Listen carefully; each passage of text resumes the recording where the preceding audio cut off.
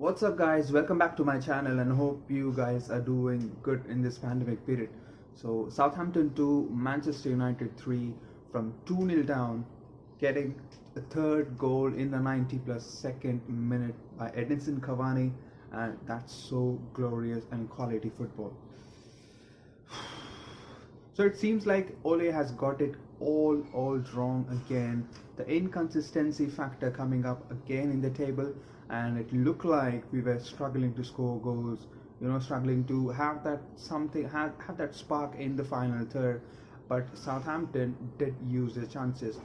It looked like we are back into those Crystal Palace game because we look like Crystal Palace players were like spinning our defenders, like with Lindelof and Maguire, using those liabilities, using those vulnerabilities of us, and then utilizing the score, having those shots on targets, and then scoring 3-1. But it isn't the same against Southampton because we had the whole control of the game right from minute 1 till half time. We had those chances created, but it wasn't working. That's just another whisker of chance, and we looked like scoring because whenever we created some chances, it looked like we almost looked like we almost got there, those final third passes, and then we looked like scoring just one more chance and we would be putting that in the back of the net. So the chance was coming. Southampton has been 2-0 up in the first half because of the set piece specialist James Ward-Prowse in their team. A goal from a free kick, a goal from a corner set up by him, so which De Gea couldn't keep it out. So it's big character from the boys to come back from 2-0 down to 3-2 and win it in away from home. 8 away wins on the trot, and they never look like giving up. It's in the soul of the football club. They never ever give up. That's Manchester United. So we'll be talking about this in this video. So without wasting any time, let's get this started.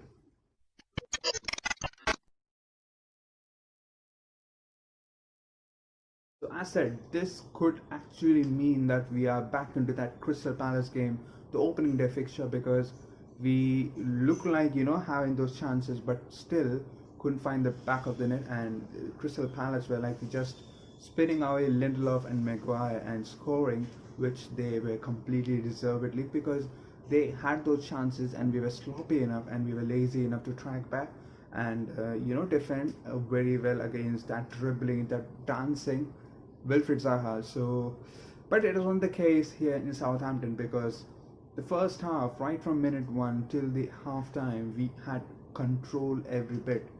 It was like they had those 2 set piece chances. Now, for the players like Southampton, these teams when they will be playing against big clubs, all they need to do or all they wait for is a chance that's been put in front of them. They don't have any world-class players in their squad that's international world-famous players. They don't have it, but still they are so smart footballers. So when you'll be giving those chances, when you'll be just gifting those chances to them, penalties or a free kick just outside the box, they have that quality. We also saw against Istanbul, the captain of that club has been one of those best free kick takers, best spot kick takers. So these kind of teams always have that one quality men who can put those free kicks in the top corner, has that quality, the smart footballers. So all they do is wait for the chance, the patience, and they waited. And that's a gift they've got with the first goal that's been scored. James Ward-Prowse whips in across from a corner, and then a slightest of touches and De Gea couldn't keep it out. And we have not like the first time we have been conceding those kind of goals because that's so a bit of a scramble and you can't react much quicker as any other goalkeeper is always going to be a lucky save that's going to keep the ball out.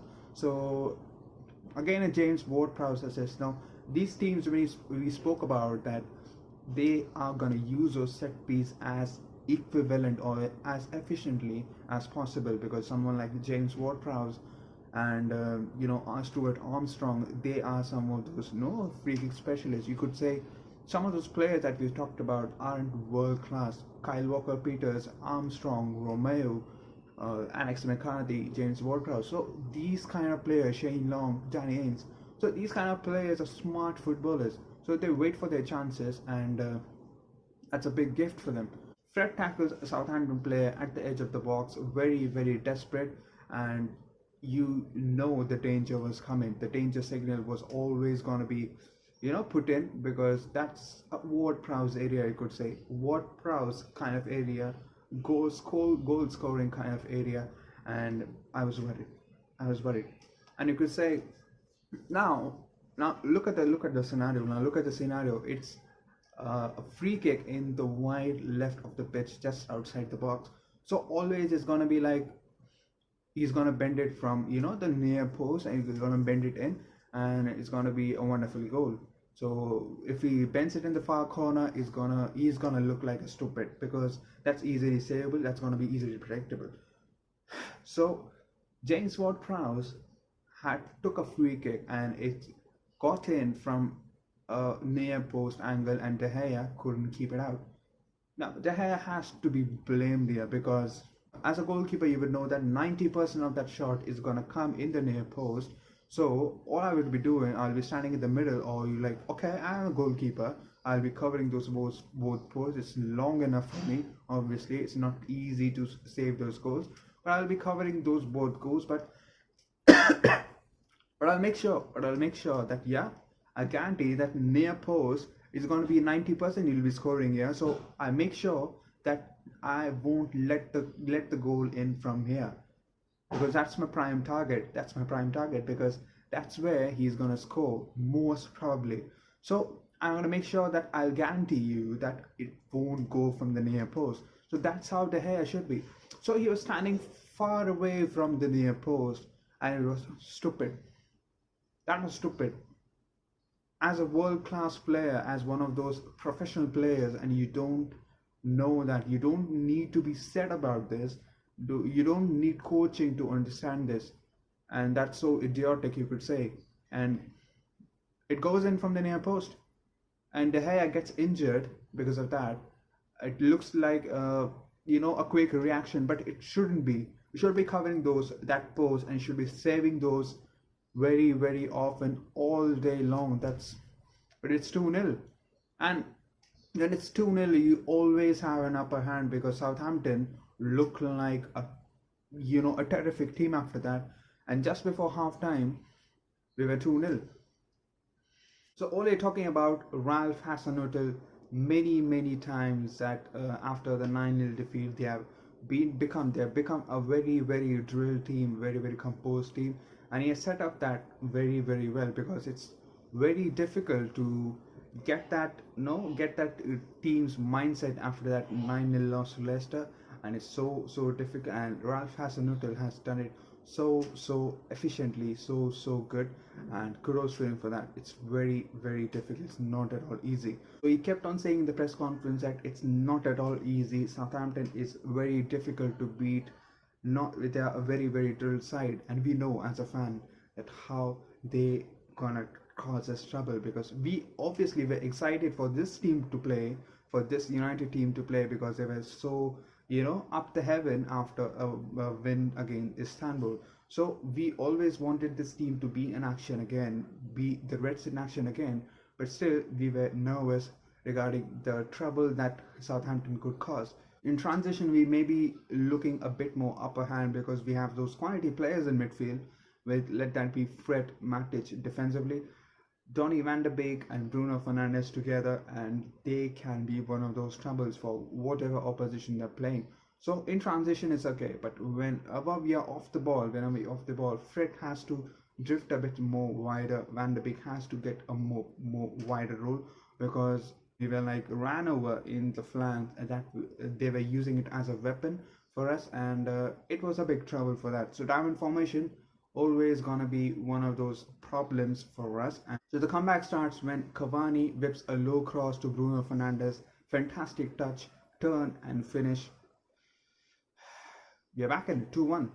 So that was one of those reasons that Edinson Cavani has to be brought in at 45 minutes, which was never at all expected, because Ole has been doing those substitutions for a long while, when at 60 minutes or 70 minutes, and Cavani has been one of those players who hasn't played a game for like 7 to 8 months after being released from PSG, and it was a bit of concern that you can see Ole being worried about him. He obviously wanted Edinson Cavani to play week in week out, every 3 days out. It's easy to sit here and say that, but it's very difficult to have that health and have that fitness maintained. So Edinson Cavani was coming at 45 minutes, 2 goals and an assist. First set up to Bruno Fernandes, one-time finish, and then a Bruno Fernandes strike which was deflected, and Edinson Cavani was in a perfect position to head that out into the net, and it's 2-2. Now that's brilliant. Look at Rashford. Imagine Martial there. They would have come back, and they were like they wouldn't have tried for that.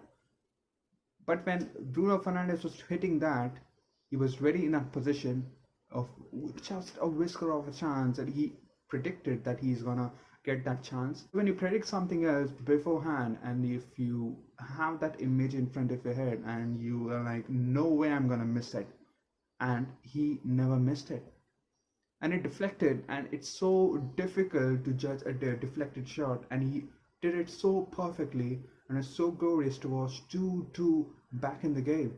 And that was a great goal, to be honest. It looked like a simple finish, simple header, but it was a great goal.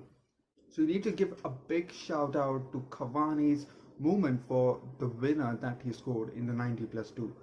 Look at this.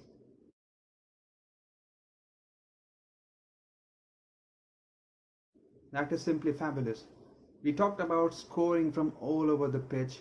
Someone like Alex Telles we have brought in for that solid reason, and Edinson Cavani has been an icing in the cake.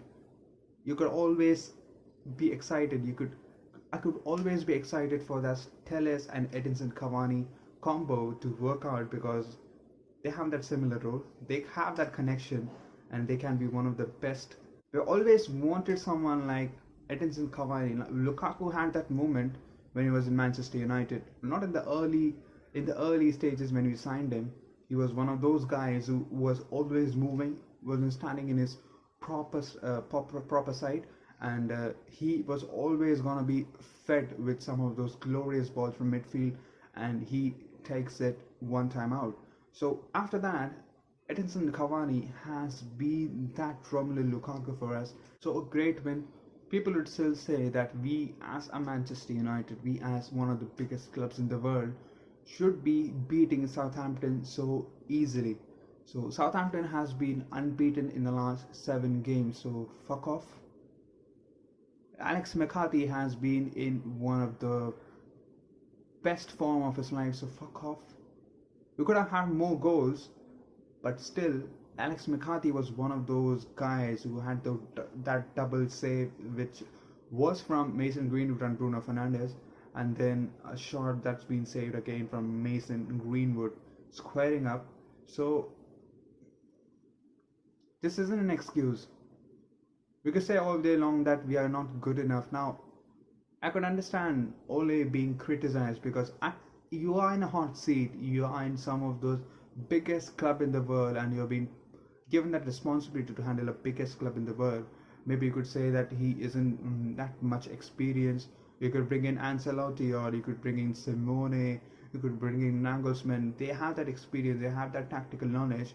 But we won against Southampton, we won against Istanbul, but still, the football Twitter is gonna rant on Ole, hate on Ole because he isn't good enough, he isn't, coming away with big wins, and people are just hyping away those Southampton wins because that isn't the standard that we should be looking for. And you can't win an argument with them. To rebuild a squad, rebuild a team, and come back to winning trophies, winning Champions League, winning those every trophies possible, a double or a treble. So it wasn't easy. It wasn't easy. It isn't easy now too. Nowadays, you could say that even after being so good, like in 2018-19 season, after losing just one game. Liverpool were finished second. So even that could happen. And even after 66 points, you could still finish in the third position for Manchester United. That's what happened in the previous season. But this season, it's going to be something different because all the other teams look so good. Look at Aston Villa, Everton, Southampton in the top half of the table. Spurs in the top half of the table. Top of the table. We don't understand that. And some of those fan bases, from our own fan base, don't understand that because they want instant success. They think that he should be winning Southampton very easily. They need help. So if you like the video, please hit that like button, and if you're yet to subscribe, please hit that subscribe button. So we play Paris Saint-Germain at Old Trafford next, and it's gonna be a big game for us. Axel Tuanzebe is out for that game, suspended, and then we just need a point to qualify for the playoffs to the next stage of the competition, and that's gonna be a big boost for Ole Gunnar Solskjaer. And we could obviously win against them, but we obviously just need a point, and it could be a safer side for us because we obviously could be beaten by PSG any day long. We were so good that day in Paris.